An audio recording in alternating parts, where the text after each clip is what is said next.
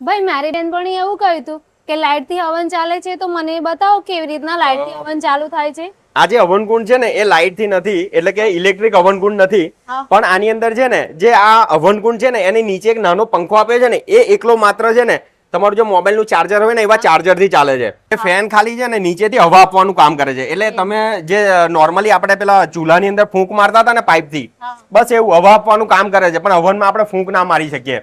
એટલે આમાં નીચે ફેન આપ્યો છે. ફેન શું કરે છે, નીચેથી ઓક્સિજન આપવાનું કામ કરે, હવા આપવાનું કામ કરે. એટલે લાકડું અંદર છે ને આ રીતે પ્રોપર સળગે અને ધુમાડો ના કરે. એટલે આપણે ઘરમાં હવન કરતા હોય ને તો બધાને એક ડર રહેતો હોય કે ભાઈ ઘરમાં હવન કરીએ અને ધુમાડો થાય તો આપણું ઇન્ટિરિયર ખરાબ થઈ જાય, પીઓપી કર્યું હોય તો એ કાળું થઈ જાય, કલર આપણો ડલ પડી જાય. અને તમે જ્યારે હવન કરતા હોય તો આંખોમાં જલન પણ થાય, કારણ કે એમાંથી કાર્બન ડાયોક્સાઇડ, કાર્બન મોનોક્સાઇડ નીકળતો હોય જ્યારે આપણે ઘરની અંદર હવન કરતા હોય. તો એ બધા પ્રોબ્લેમ જે છે ને એ આ અમારો હવનકુંડ છે ને એ સોલ્વ કરે છે. એવું છે.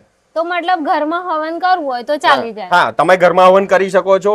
મેરેજ હોલ ની અંદર, અત્યારે બેન્ક્વેટ હોલ ની અંદર તમે જાઓ ને તો એસી હોય ત્યાં લાગેલી, એટલે એ બેન્ક્વેટ હોલ વાળા છે ને એ મેરેજમાં પણ તમને હવન ના સળગાવવા દે કે ભાઈ અમારા બેન્ક્વેટ હોલ ની અંદર તમે આ હવન ના સળગાવી શકો.